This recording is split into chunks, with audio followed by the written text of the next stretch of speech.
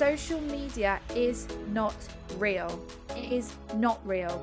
I post every day, every single day, and I can guarantee that you would not know what I was doing last week. Then like, oh my God, if I just didn't want a big wedding.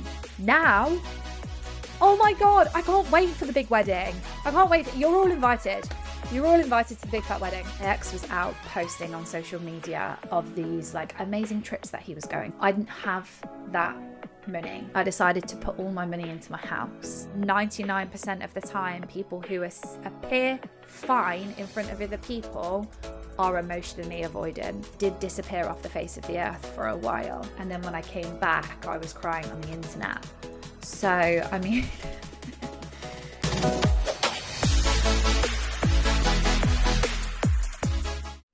Hello guys, and welcome back to another episode of Coming Up for Air with myself, Lou. I hope we're all okay. Fun fact. Well, it wasn't fun at all. It was the least fun fact ever. Last week, I recorded an entire visual episode. Entire. I looked pretty similar, to be fair. I had my hair in a pony, I had a black top on and a pair of jeans.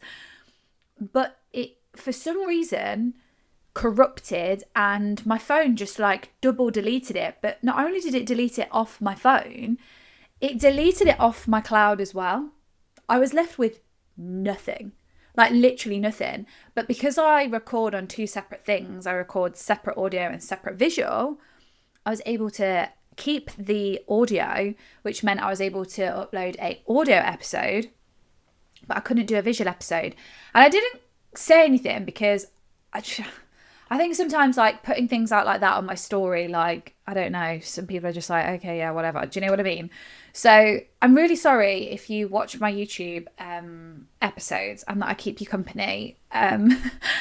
But yeah, for some reason, the Android wasn't Androiding and it just corrupted the whole file. And I literally sat back and watched it happen before my eyes, because I record in two parts, and the first file literally, it was like fine, and then just went, and then the second half was like fine, and then just went, and I was like, surely this cannot be happening. But it did. But luckily for me, like I said, I record the audio and the visual on two separate things now, so the audio file was saved, and thank God. Because it is an hour of, wow, it's longer than an hour. It's probably about 80 minutes I probably record for, and then I edit down. But yeah, it was like 80 minutes where I thought, I can't do that again. And also, it's like, yes, it's time, but also I put a lot of personal anecdotes into my podcast episodes. So I relate to the things that I say, like by telling you stories about how I coped with certain things. So obviously I've got all of like my notes on my laptop screen, which is now here, and I follow kind of like a structure. But I couldn't believe it. I was so gutted. And then I just thought, do you know what? It is what it is. We've still got the audio. We can still get an episode out. And yeah, thank God. And I did it on situationships as well. And it was kind of like not like a big episode for me, but like something that I haven't really addressed massively on my public podcast. On my Patreon, I talk about situationships and going on dates and stuff like that a lot more than I do publicly, because I'm, like I've said 1,000 times before, I prefer to keep that side of my life a little bit more private. And as my follower count goes up on my podcast, I'm becoming very aware that there's a lot of people kind of tuning into my life. So yeah, it was kind of like a big deal, and I was a bit like, oh, I've lost it. And I wanted to make the shorts and the little like TikTok edits of it as well. I couldn't, because I had no material. The material was gone, done, dead, dusted, corrupt, file. Don't even know where it was. And so yeah, don't even go there. Anyway, this week we're back. And you can listen to me and watch my face and all sorts this week, which is fun. So anyway, we are back for another episode. I put something out on my Instagram. If you follow me on Instagram, which I think a lot of you guys do follow me on Instagram, that's where you like found me from. So if you don't follow me on Instagram, go and follow me on Instagram. But I put on my story the other day that I wanted to change the segments up on my podcast. I think we've been doing this for a year now. I've been sitting here for an hour chatting around like breakups and being single and all the rest of it. And I kind of want to introduce you guys now. And I am looking for people to chat to. Number one, that's coming in the second half of this year. It's quite hard to do that when I record like I record. So I can go back to my old recording ways, but the video content isn't great, which grates on me a lot. So yes, I can do that, but I need to see if I can maybe go and rent a studio or something. But I have had so many questions about no contact and kids. I am dying to get a professional on here that can give professional advice, because I think I don't want to deep dive into that, give the wrong advice when I've not really been through it myself. And obviously I always say I'm not a therapist, but I've had a freaking hell of a lot of therapy. But that is just something that has obviously never came up, because thank the Lord I did not have children with my ex. I didn't have to go through that. I didn't have to navigate that. And so I want to kind of explore that in the second half of this year, because like I said, I get approached a lot about that. And I know that it would help so many people if I was able to speak to somebody who could give solid professional advice. I also have, obviously, because of my background, I have legal people. I know lawyers in like the family industry as well. So I'm looking to speak to a couple of those as well to give that little niche advice about children and things like that, because I think there are other creators talking about it, but it would be nice for you to be able to come here and get every single piece of advice that you probably need, not just the like self advice that I give about yourself and your mindset and how to deal with things and stuff like that. Secondly, I want to do a segment on getting you guys to write to me, kind of like Dear Deirdre. Was it Dear Deirdre? Was it Dear Deirdre? I can't remember. You know, like a agony aunt.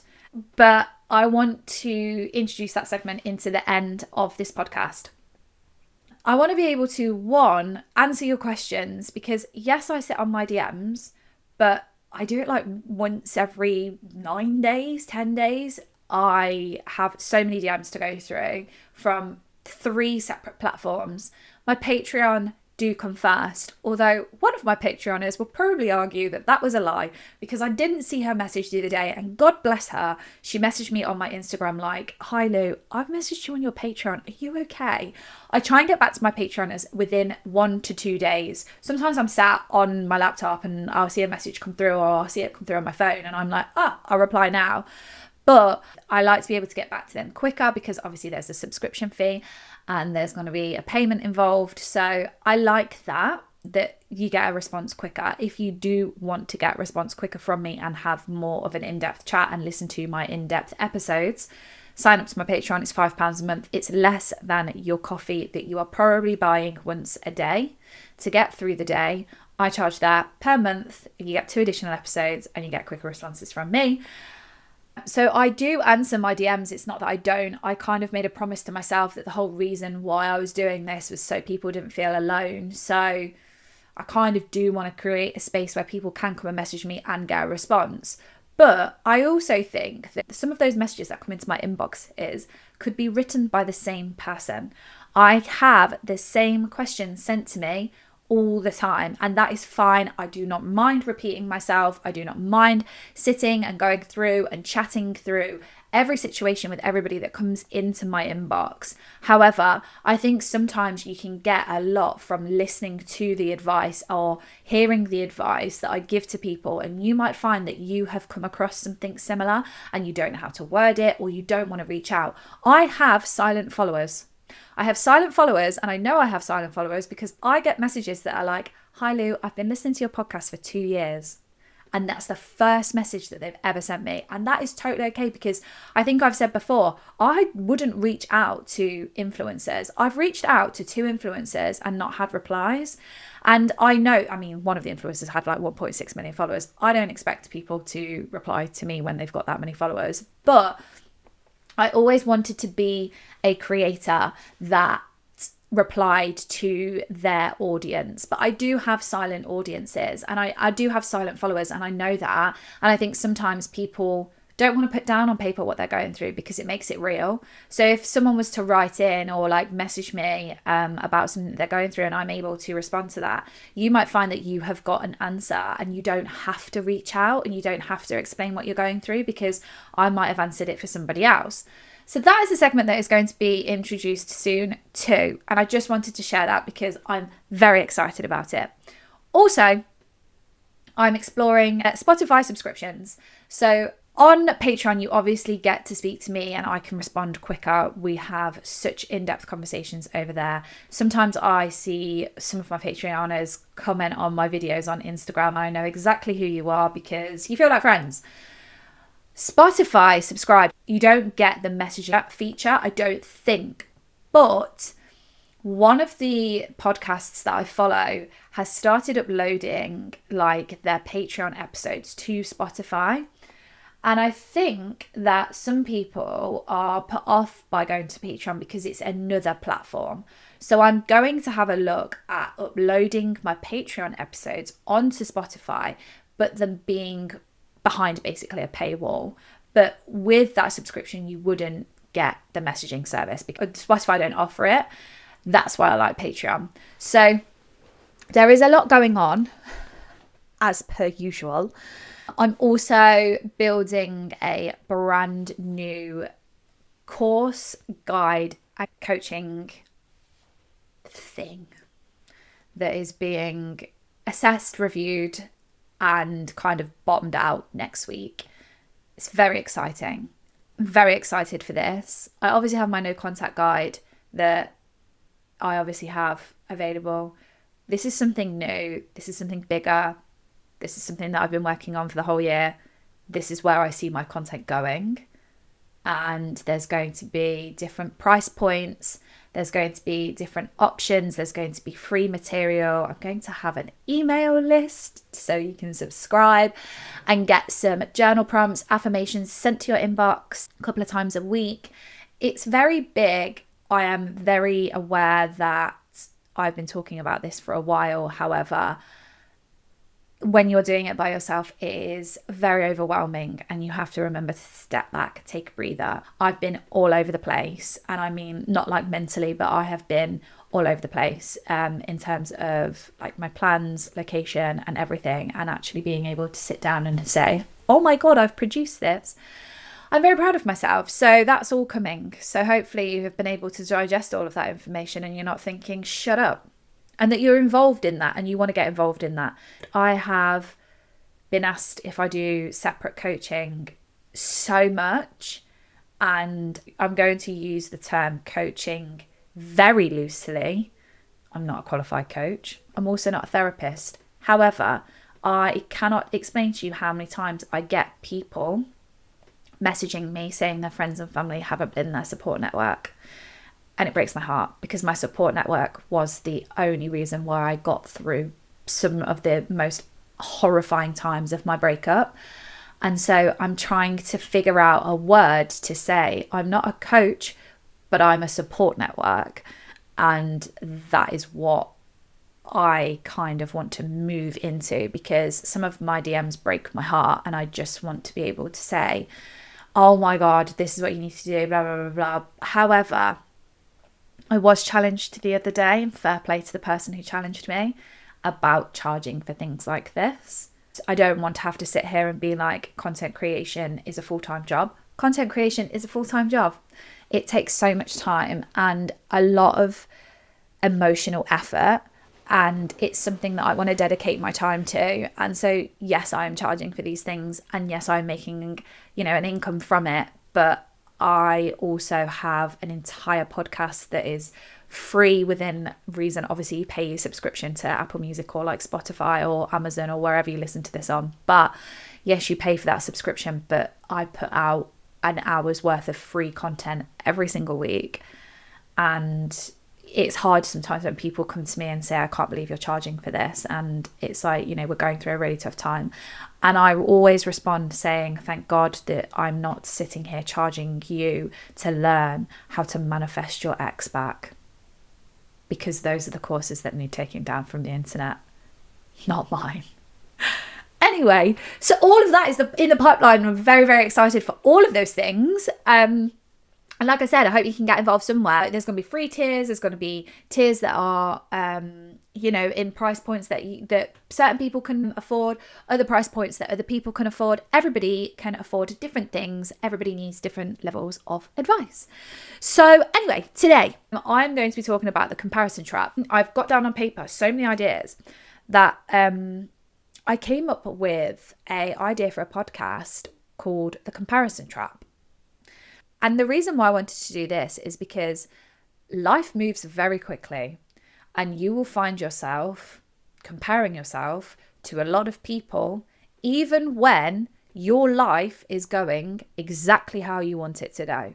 My life for a very long time was derailed, but now it is going exactly how I want it to go. The conversations that I'm having, the location moves that I am making, the people that are coming into my life, is exactly how I want it to be.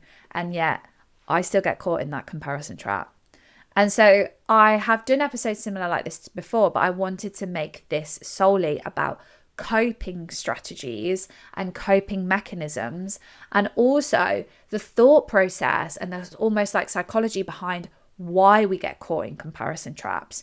Because I think, you know, sometimes I like having chatty episodes, like my situationship episode. I think that was quite chatty. I also like having strong, structured episodes where I'm going to present a problem, tell you the mechanisms around the problem and why you think like that, and then I'm going to give you a coping strategy. Point, evident, explanation. My English teacher, Mr. Oaten, would be absolutely loving the fact that I still refer to that however many years on from friggin' high school. Which is funny because he's one of my mum's best friends, so I see him quite a lot as well. Anyway, that was a long introduction to this episode. I'm going to give you so much information that you are going to come out of this episode feeling like you have more control over the comparison trap that you are currently sitting in, because you wouldn't be listening to this episode if you weren't. So without further ado, guys, let's get into it. So I'm going to start off with talking about why you get stuck in a comparison loop. When you go through a breakup, your brain loses its internal reference point. And what I mean by that is before your breakup, your life had so much structure, whether you want to admit it or not. You had so much structure and everything was emotionally anchored. Your role in the relationship, your future, your routine, your identity. It was so anchored. And then when the breakup happened, you lose that. However, because it was such a part of your life, it's such a big part of your life, your brain really struggles to lose all of that. And I think one of the things that I really struggled with was that, because I sat in a relationship and heard horror stories about my friends being single and dating these like horrible men and never really being able to make things stick. And I was there like, thank God I don't have to do this. Thank God I'm never going to know what a dating app feels like. Thank God I'm never going to understand what a situationship is. Thank God I'm never going to understand what it feels like to have a one night stand. Thank God I'm never going to feel like, you know, having to sit there and like awkwardly date somebody. How friggin' wrong was I? I've found out all of those things. And what you start doing, you start questioning yourself. You start thinking like, okay, like, where should I be now? How should I be coping? What healing should actually look like? Whether you're falling behind, whether you're still desirable of love, whether you're still worthy of love. And what people don't explain to you and what people online don't explain to you. And it's so easy to sit on TikTok and, you know, post about your breakup and then get called jealous. It's not jealousy at all. It's uncertainty. Your brain hates uncertainty. So what you start doing then is obsessively checking not only your ex's social media, everyone's social media. You're looking at everybody. You are comparing yourself to everybody, because you start thinking, if I can find out where everybody else stands, maybe I'll feel safer. And people will say to you, oh my God, just stop checking social media, stop looking at old timelines, stop saying, oh my God, I wish I had a baby. Stop saying that. And you're like, if it was as easy as just to stop doing it, do you not think I would just stop doing it? That advice is pointless. You can't just stop. There's not a reason. Like, yeah, you can go a day without checking your ex's social media, but tomorrow you're probably going to check it again. Or you're going to go through, a week of not checking your ex's social media, and then you're just going to check it again. That advice is like weak. It's not helpful. And I'm going to make sure that at the end of this episode, you have got advice that you can take away, and it will feel like solid, good advice. Not just stop checking, stop comparing. You're on your path, they're on their path. And I do say that a lot, but sometimes I forget to back it up with actual advice. I don't think people realize as well that checking your ex's social media or comparing yourself to your friends becomes a part of your nervous system's survival strategy. And you will find yourself, and I know people are going to nod their head at this, you will find yourself checking your ex's social media, and when nothing's there to report, you feel calm. What happens if your ex uploaded a photograph of him and his new girlfriend every single day? So every single time you checked, you saw a new photo of them together. Your nervous system would not feel like that. Your nervous system would feel fraught. You would feel disorientated. You would feel upset.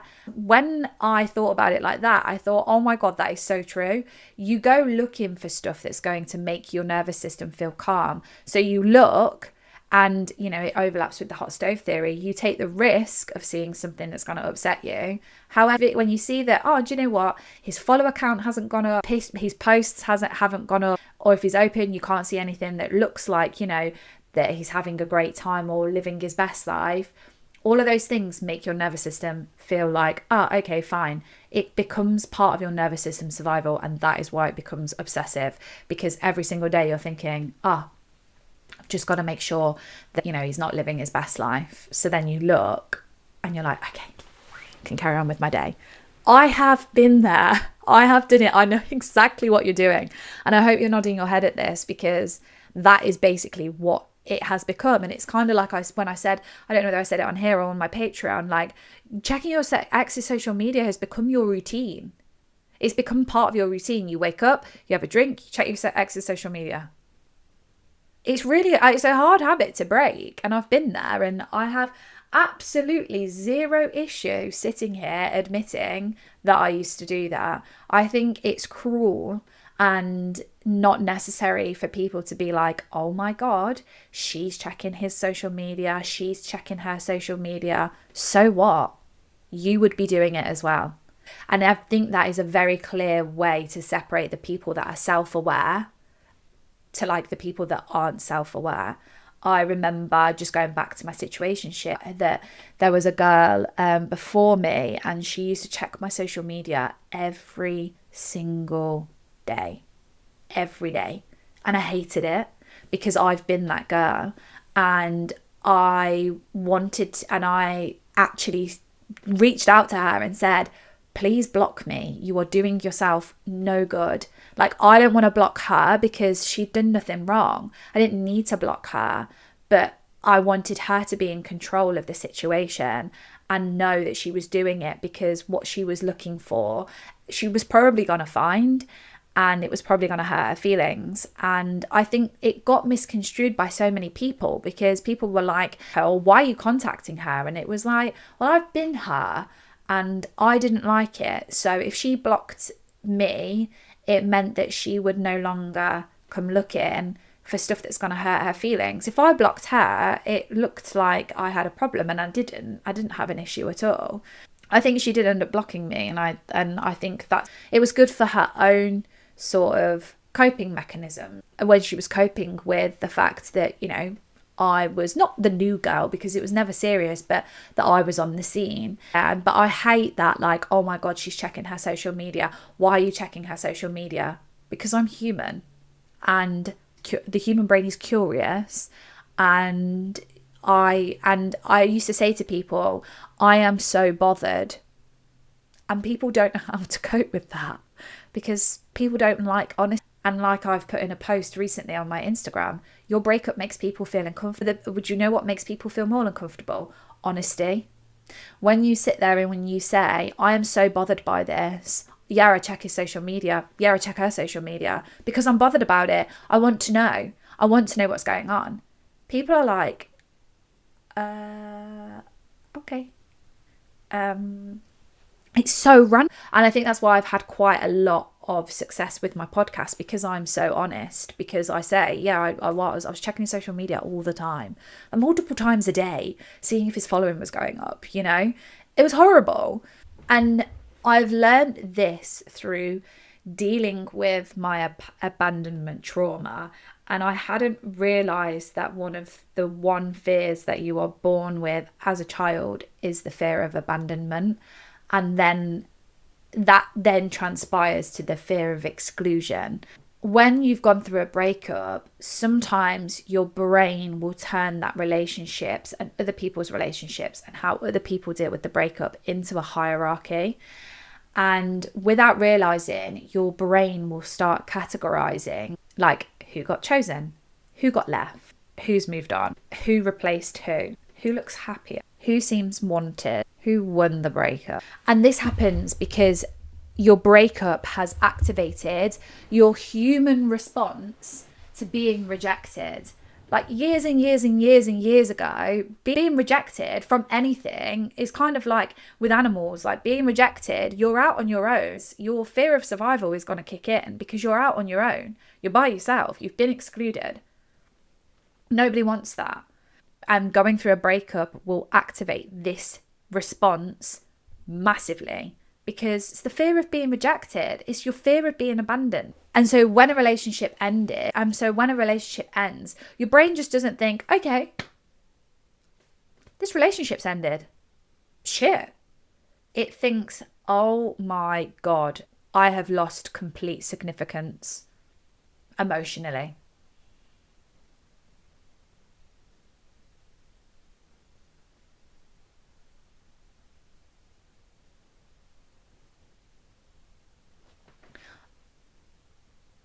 I'm not part of A, a relationship anymore, or B, the group of people that are in relationships.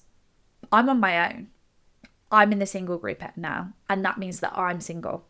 And I sometimes think about this in like relation to like my friendship group, because a lot of my friends are planning their weddings, getting married, on their second child, and obviously their lives look different to mine. And I think there are some single people in my friendship groups, but I could have been in a situation where I would be solely the only single person in my friendship group, and I would feel even more isolated than I did when I first went through my breakup. Because your brain is not observing other people's lives, it's comparing yourself to other people's lives. So that's why the comparison trap feels so overwhelming, because you aren't just thinking, oh my God, I really want that. You are thinking, oh my God, I'm out here on my own. Like, I've been rejected, but I've been rejected from a relationship, and I've been rejected from a group of people that are all in relationships. And I think that is why your ex moving on can feel so humiliating, because you don't want other people that are in relationships looking at you being like, why have you not moved on? Like, everybody's in relationships. Because that's how I used to feel when I was in my relationship. I couldn't understand why people would want to be single, because I'd never been single, so I couldn't relate to it.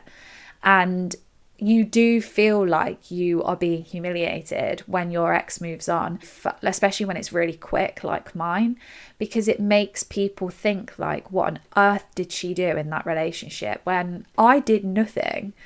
And I've taken a long time to process my breakup, because 14 years is a long time.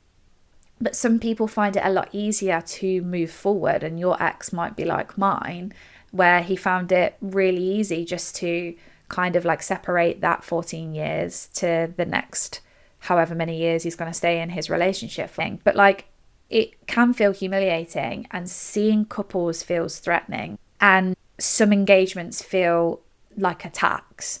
Like I went through watching a couple of my friends get engaged after I had to take my engagement ring off, and I was like, "Ooh, this is rough," and weddings don't feel enjoyable. And it's the comparison and comparison and comparison, because you then start getting into a toxic comparison of like, okay, well, my ex's new girlfriend must be better than me. And even though I could tell you 1,000 times that humans are not replaceable objects, they're not. You cannot replace one human being with another human being because everybody is different.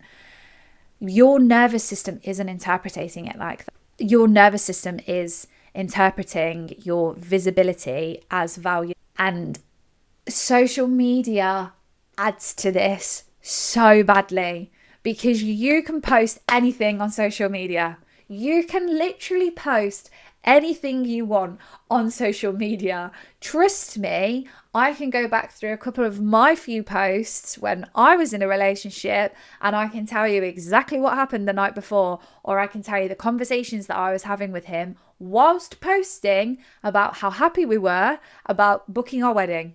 Don't get me wrong, we were happy about booking our wedding.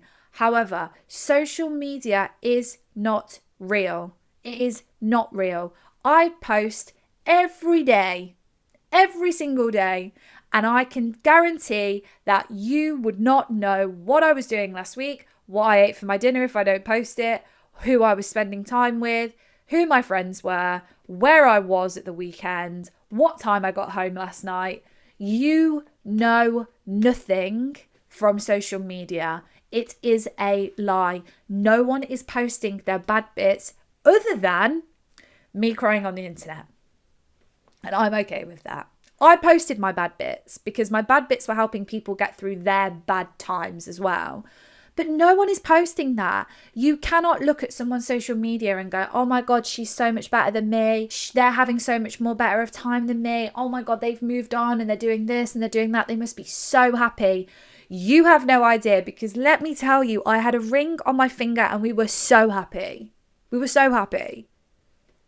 And then we weren't. And so social media is not real. And I love it because people will say to me, oh my God, you've not posted on social media for a while, saying like on my personal account. I was out with my friends last weekend, and I was telling them what I got up to the week before. And they were like, oh my God, we had no idea. And I was like, yeah, because I don't feel the need to post everything on social media, but people will form a opinion about you because of what you post on social media. And I always find the people that have a point to prove post the most, because I remember being that girl in a relationship where I thought, we've gone through a couple of bad times, or I've not really spent time with him recently, or, things are being prioritized over me. If we went on a walk, I would post it all over social media because I felt insecure, because I knew that things weren't right in my relationship. So I continued to post. I honestly, and I would have conversations with my ex, and I know for a fact that he doesn't listen to these, so I'm going to say it. I would have conversations with my ex, and he would then post on social media. And I would have had really horrible, nasty conversations with my ex where we would both be very visibly upset. And then I would see him post of going on a car meet or going and doing something nice with his friends. Social media isn't real. It is not. Your brain will start concluding they're functioning. They're a lot happier without me. They must be having the best time.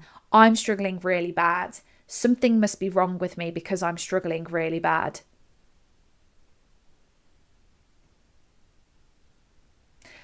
But emotional visibility is not emotional truth. I want you to take that away with you. Emotional visibility, they might look happy on their own. They might be having the best time. is not emotional truth. I have a video of myself that is so prominent in my mind of me on New Year's Eve of 2022. I look like I'm having a blast. I mean, I'm having a blast, but I am dreading 12 o'clock. But I have a video of myself and I turn around, my best friend Isabel shouts me and I turn around and I start dancing. I've got the biggest smile on my face and I posted it all over social media. Horrible year, but having the best time. I cannot tell you the meltdown that I had on that night. I waited to archive all my ex's photos of us together on that night. Nobody on social media the next day realised just how rough that night was for me because of that video that I posted. We are all guilty of doing it, and that is, you have to be self-aware. You have to think, hold on a second, there were times in my relationship where I posted about how much of a good time we were having. The one sentence that stuck out to me was, we've been so busy recently, we've been so busy recently, we've been so busy recently, we had to catch up, we had to have a date night, we had to do this. What I was saying was, I'm not his top priority and it's really taking its toll, but I'm going to actually post just so people know that we're okay. I was that person. I did that. And it has taken me a long time to be able to admit that, because nobody wants to admit stuff like that. But the more you admit stuff like that to yourself, the more you realize that when you are looking at these people's profiles and you are looking at social media and you are looking for that emotional, like they're not having a good time, you're probably not going to find it, because no one's posting their bad points on social media. I will caveat that a lot of posts on social media are transparent, and a lot of posts on social media are of people having good times. Like, I was just watching a reel before I started recording of 3 of my best friends went on a hen do this weekend. They had the best time, the literal best time. I'm not looking behind those reels thinking, oh God, I bet someone had an argument, I bet someone got too pissed, I bet someone had to go home early. I'm not thinking that. But sometimes you do have to take things with a pinch of salt when it comes to comparing yourself to the lives of other people, especially your ex, and especially how they're living their lives.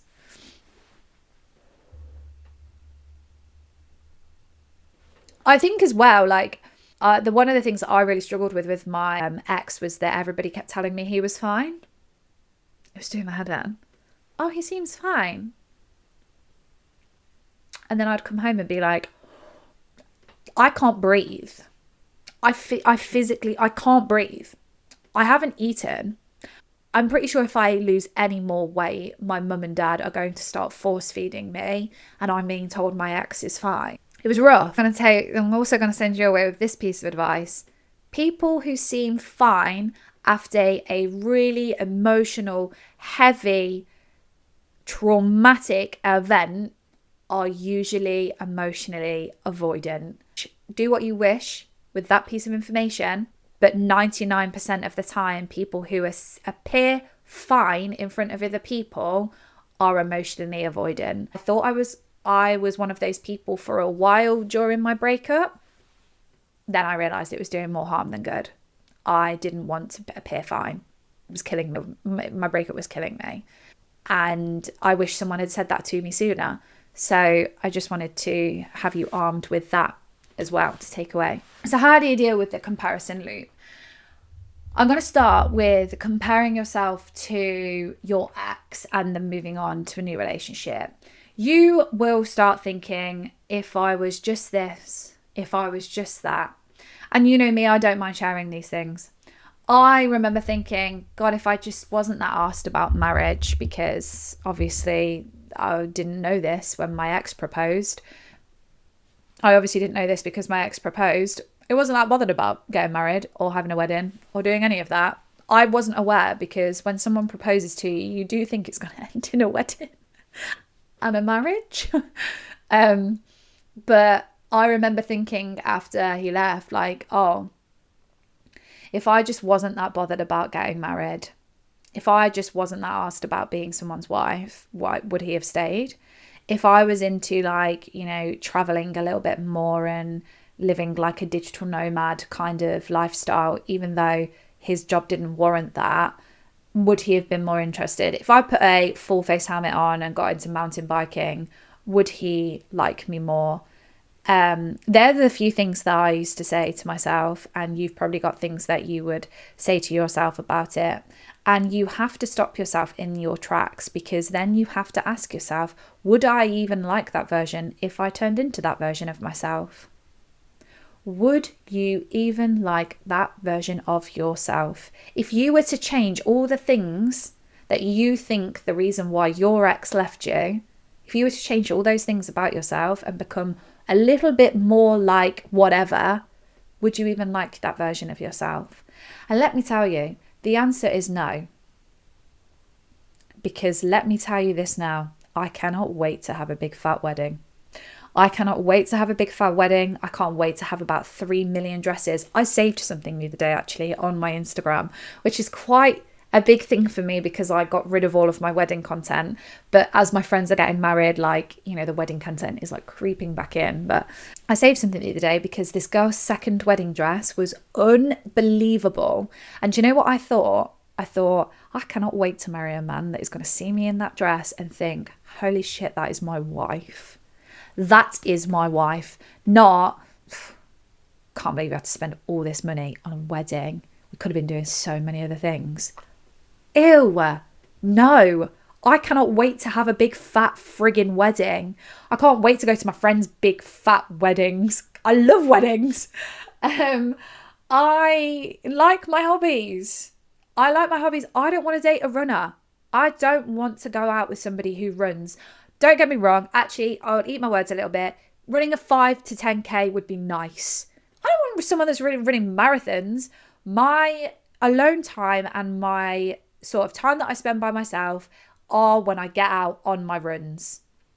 Which means I don't want somebody to come with me. So no, I don't also want to be into downhill mountain biking because I don't want to do stuff like that.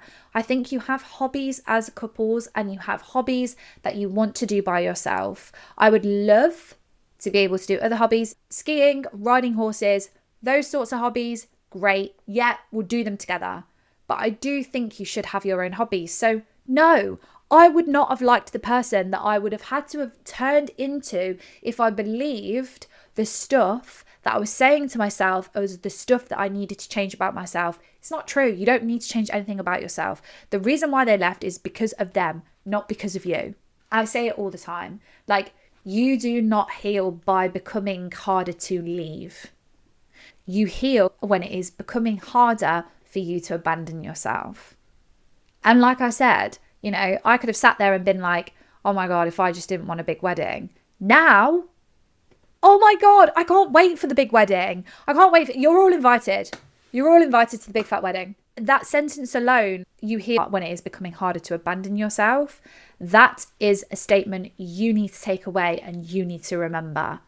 Because when you are checking yourself, when you are in certain situations where you're like hearing somebody say, oh, God, I don't believe in marriage. Bye.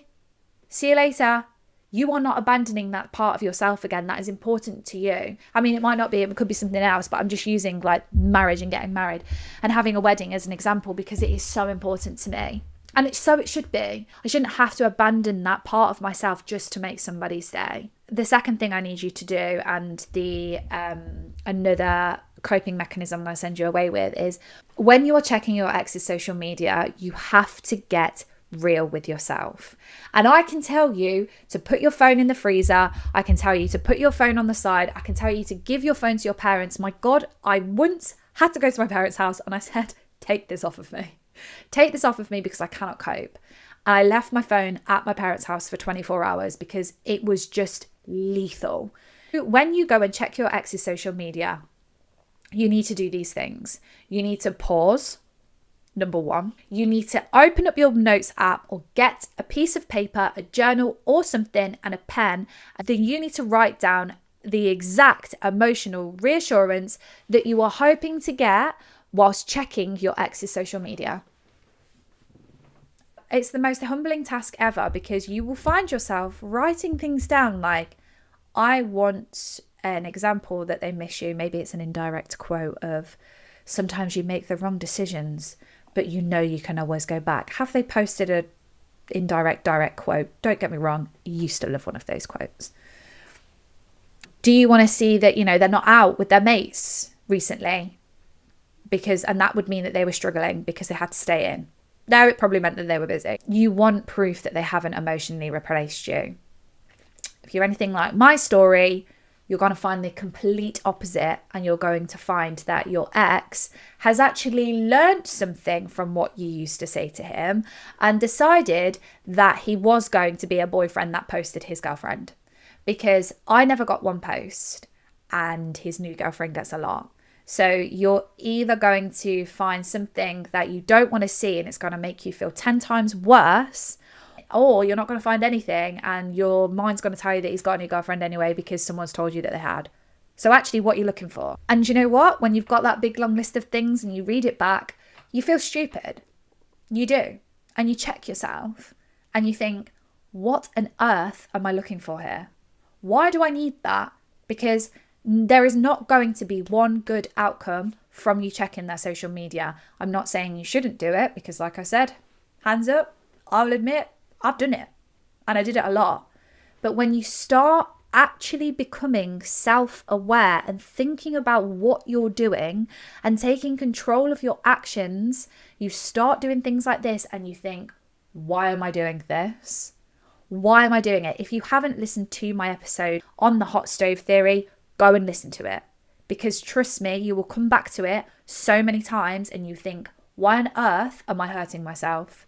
You are not going to gain what you want emotionally from checking your ex's social media, period. Another coping strategy that I want you to take away is that everything that I spoke about in the first part of this episode about comparing your life and, looking around and feeling like your life has stopped spinning. And trust me, I know, because my life stopped spinning for quite a while and I felt like I wasn't going anywhere. And I felt like because I wasn't able to hard launch somebody, because I wasn't able to say like, we're going on holiday, because I didn't have a proposal or a baby announcement or something along those lines, or we're building a house or we're moving into a new house, I felt like my life had stopped spinning. Your world feels like it stopped spinning and you feel like nothing's really going on in your life because you are literally fighting for your life. This is why I really encourage people to do talk therapy and to record themselves, because yes, your life feels like it has literally stopped because there's nothing major to report, because you're literally trying to just get through each day as they come. But emotionally, you can be making huge amounts of progress. And like my talk therapy videos, some of them are like 30 seconds long because I'm like, I want to do this today.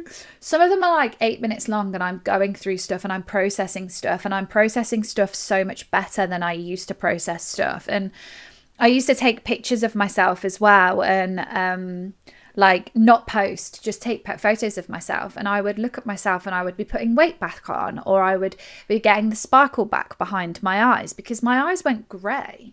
Like my eyes are so dull in some of the photos, and my face, because of stress, I am a pufferfish. Like I am so puffy. I know when I'm stressed now because my face, it goes like poof. But change something in your routine maybe, or create a Sunday ritual, or do something little for you that you know that your life, yes, it might feel like big things have stopped still, but you know that you are progressing yourself. And I think this was like something that my therapist told me to do when I kept saying like, I've not got the money to be doing what my ex is doing. My ex was out posting on social media of these like amazing trips that he was going on and doing amazing things. I didn't have that money. I decided to put all my money into my house. And so it was doubly as hard for me because people were seeing him living like him and then not really seeing a lot from me, because I did disappear off the face of the earth for a while. And then when I came back, I was crying on the internet. So, I mean, comparison wise, yeah, I think, yes, I took it upon myself to cry on the internet. No one forced me to cry on the internet. But what I mean is that not only was I comparing myself to my ex, I was worried about the comparison that was going on outside of my breakup as well, like people looking at me and thinking, God's sake, is she not over it yet? It was really tough, and the comparison gets worse, and the comparison trap gets worse when your brain thinks that your identity is like frozen in grief. And just little things like changing up your routine to go to a different coffee shop to get a coffee, or different coffee shop to get a hot chocolate on a Tuesday or a Wednesday, or intentionally creating new memories for yourself, going on new walks, going to new places, and not posting. Because if you stop posting, you've stopped looking for the validation outwardly, and you are just really, happy and excited for yourself to be moving forward, and that you don't need anybody to say like, oh my God, look how good you've got it. Like, oh my God, maybe you aren't heartbroken from the breakup. You can be both things. You can be heartbroken and moving forward. And the novelty of those little things will start to slowly rebuild your identity. And I just don't think enough people talk about. And when people say like, oh, why have you got so many videos of you crying and talking? And I'm like, I had to prove to myself somehow that my life was moving forward and that I was moving forward, because everything just felt like it was frozen in time. And just to touch on identity a little bit more, you will notice yourself saying stuff about your identity like, I am lonely, I'm behind, I'm unwanted, I am stuck. The more you think these things, the more your brain will start thinking that they are permanent identity truths, and they're just not. You aren't going to be permanently lonely. You aren't going to be permanently behind. You aren't going to be permanently unwanted.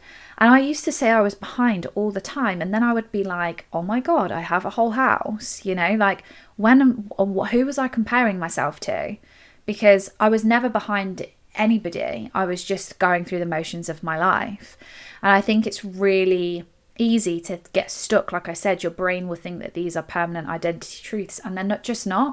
So what you need to be doing is just validating those feelings. Definitely, if you feel lonely, you feel lonely, but making sure that you are putting a positive spin on them. So yes, you can sit there and be like, I am lonely, but are you lonely, or are you just having a lonely night? Are you just thinking, like I do on Sundays these days, like, it'd be really nice to curl up to someone on the sofa and watch a film? I don't sit there every single day and think, oh my God, I'm so lonely. If it's every single night, you're experiencing a lonely chapter. If it's one night every couple of months when you're hormonal, due on your period, like I am now, it's one night probably in about 4 weeks where you think, oh, it'd be really nice for someone to cook for me, sit on the sofa with me, watch a film and stroke my hair. It's a lonely night. I'm experiencing a lonely night. I'm not a lonely person. And when you think about being like behind, or you're convincing yourself that like you're unwanted or you're stuck, you are in a rebuild phase of your life. And no, you didn't predict it. Some of the best things that I have been through, and some of the best things that have ever happened to me, are things that I would not have predicted. The way I'm living my life now, I would not have predicted that I would be even making these decisions, moves, signing contracts, doing documents, all of the rest of it 4 years ago. I wouldn't have like 8 years ago, because I was in a relationship. But the jump from 2022 to 2026 has been huge, like absolutely massive. And I'm still rebuilding, and I have to look at myself sometimes in the mirror and tell myself that I am still rebuilding. No one puts a timer on rebuilding. You haven't got just 5 years to rebuild. You haven't got like a year to rebuild.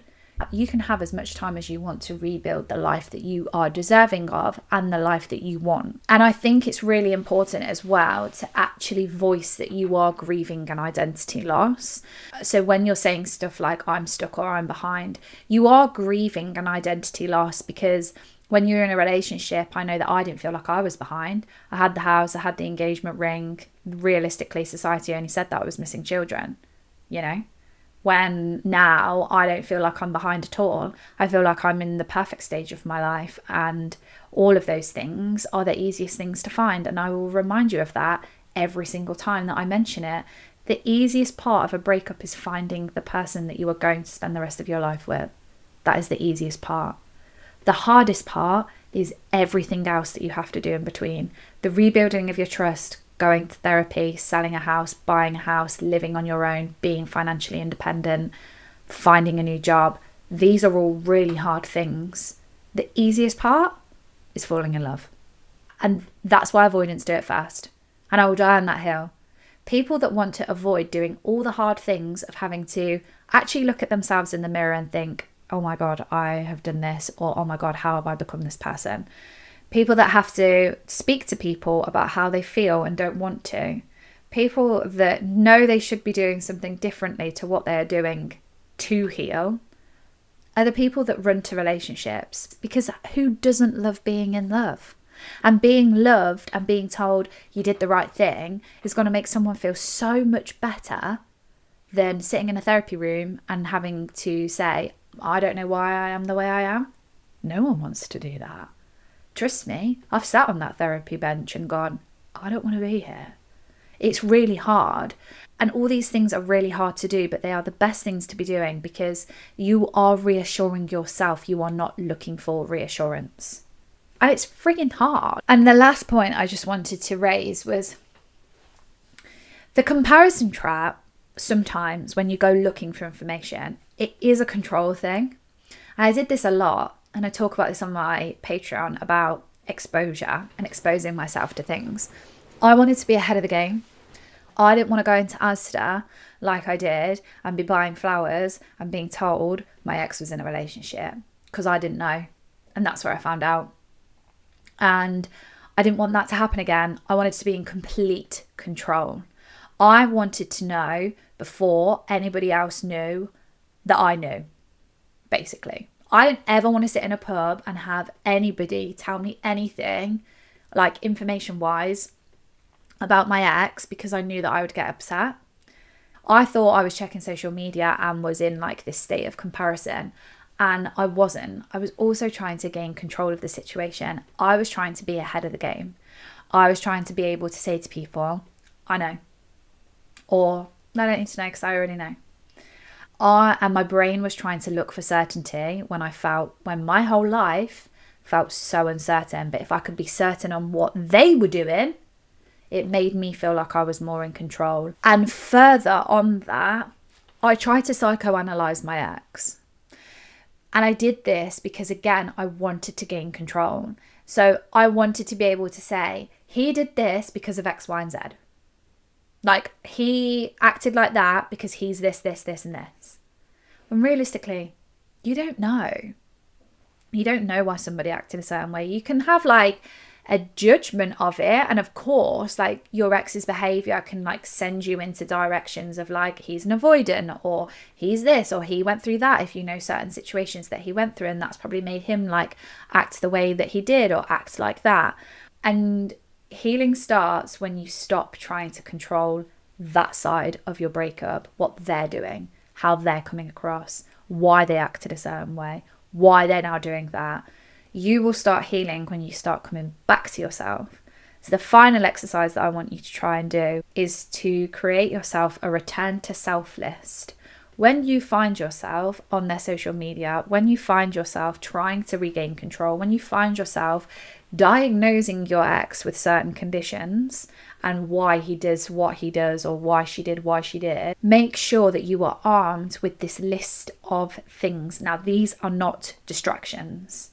This is very, very, very important. It's not self-care. It's not distractions. It's a list of things that make you feel like you again. I had a list of things, and I had a song that I listened to whilst I reminded myself of certain things. And one of them, like I keep mentioning, was the fact that I wanted a wedding. One of them was the fact that I dreamt of having a holiday home abroad, which is wild because that's kind of like where my life's going now. But I wanted a holiday home abroad. I wanted to be able to say that, you know, I'm going to bring my children up if I have children on the beach. And these list of things were things that I thought I couldn't say whilst I was in a relationship. Not because I was in a relationship where I didn't have a voice, but just opinions that I softened, or like goals that I softened when I was in a relationship. And I would remind myself of all these things that like I wouldn't have really achieved if I was in a relationship, because they didn't align with my relationship. if that makes sense. And that's what I mean. They're not distractions. You're not distracting yourself from anything. You are reminding yourself of who you are. You are bringing yourself back to you. You are reminding yourself of your values. You are reminding yourself of your goals. And you are listening to a song that makes you feel like you. It can be any song. Your Finish Line song on a marathon or whatever. Like, that's what I listen to. And the reason why you need to do this is because a comparison loop and a comparison trap will have you hyper fixating on what other people are doing, not what you're doing. And I think this is what people really struggle with, actually coming back to themselves. And how do you come back to yourself? And this is a nice little exercise that you can do, which my therapist taught me how to do, to actually be able to bring yourself back down to yourself. I've really enjoyed doing that episode. If you have enjoyed this episode, let me know. If you need me for anything else, you can DM me, join my Patreon. Obviously, we can have a chat over there. Like I said, there's lots of newness coming. I'm very excited for it all. I hope you've enjoyed that episode. Like I always say, guys, if you want additional episodes from me, you can sign up to my Patreon. It is £5 a month. You get 2 extra additional episodes over there a week. And you get to talk to me over there as well. If not, guys, I will see you in the next episode. Hopefully, fingers crossed, this is going to be in a video episode, and we won't go without the video episodes again. Have yourselves a glorious week. I've got some very exciting things coming up, like I said to you in the start of this episode. Hopefully, you'll want to get involved with all of that as well. Look after yourself, guys. Bye.